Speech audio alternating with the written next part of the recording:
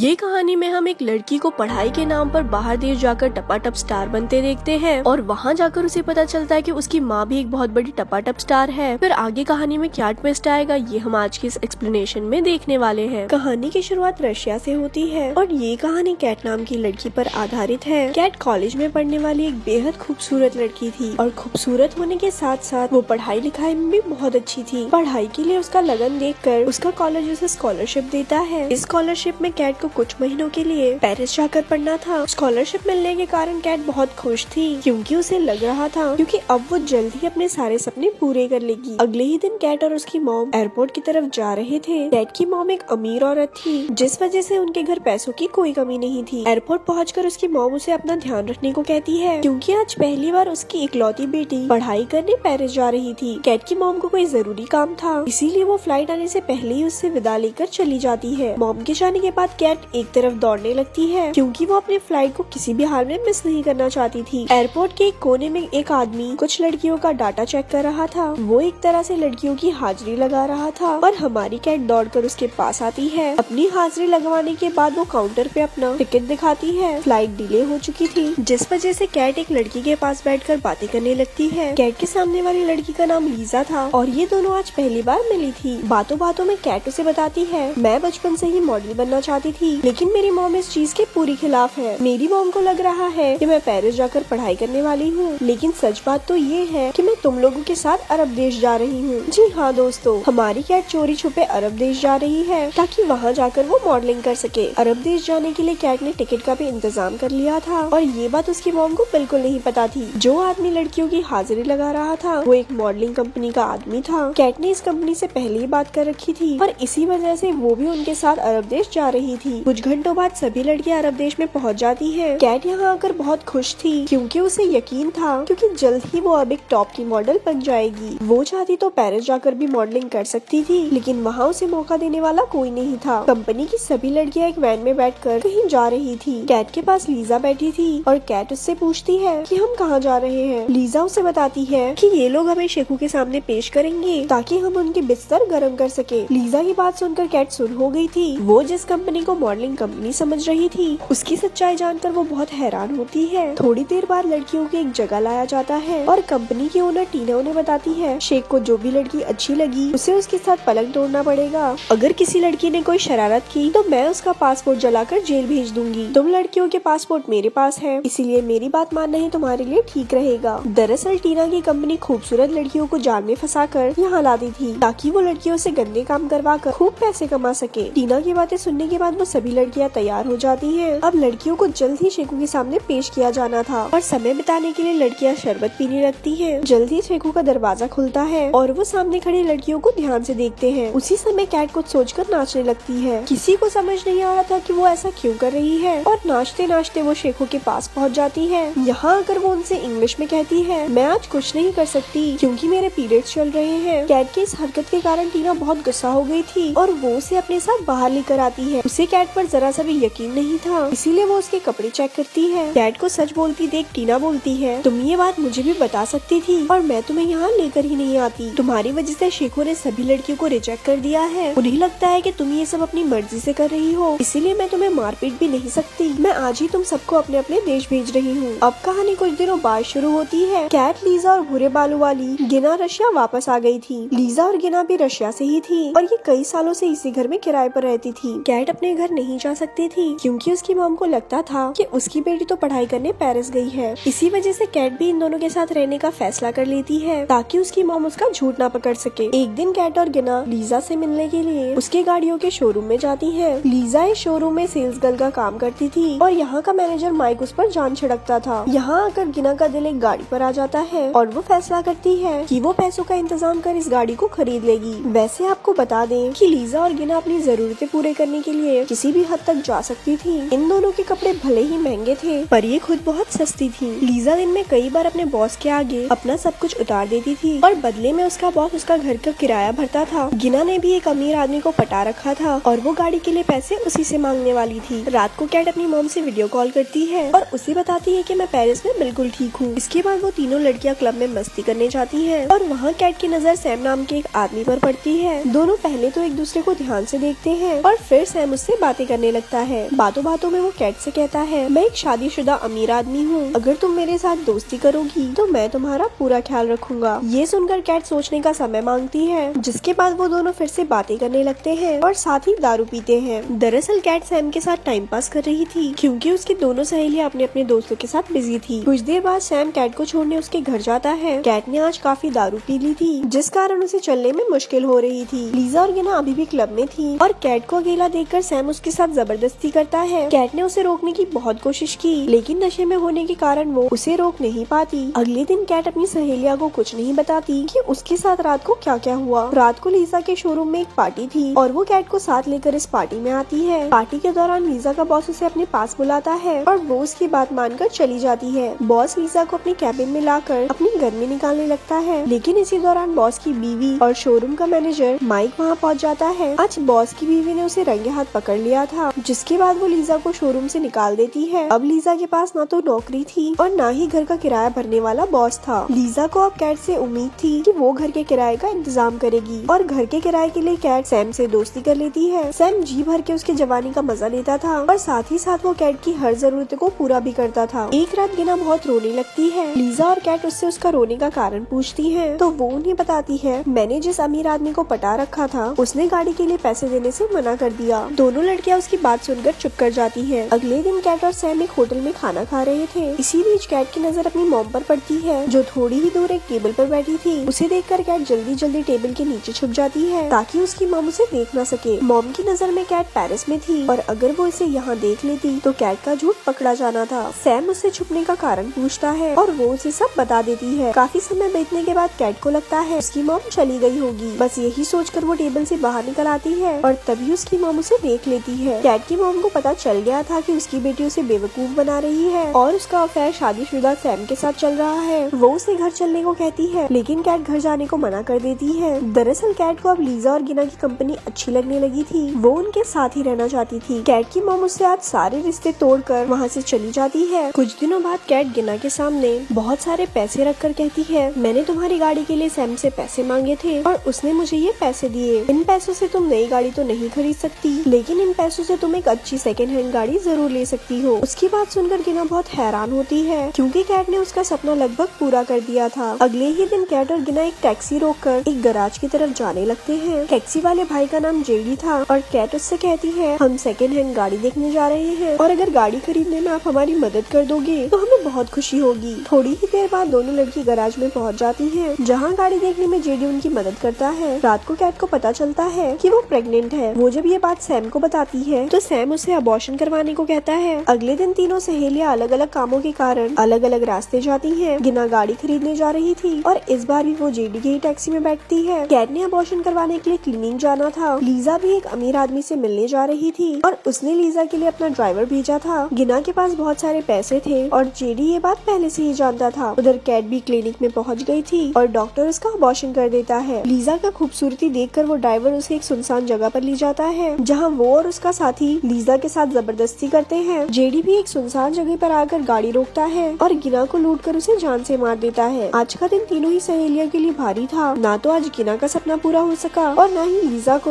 अमीर आदमी मिल सका। कैट को उम्मीद थी कि शायद वक्त रहते सैम उसके पास आ जाएगा, लेकिन उसके पास भी सैम नहीं आता। गिना की मौत के कारण दोनों सहेलियां अंदर से पूरी तरह टूट गई थी। कहानी के आखिर में लीजा माइक का प्यार कबूल कर लेती है और कैट अपनी मॉम से माफी मांगकर उसके साथ अपने घर चली जाती है और यहाँ ये मूवी खत्म हो जाती है। ऐसी और स्टोरी सुनने के लिए हमारे पेज को लाइक करें। धन्यवाद।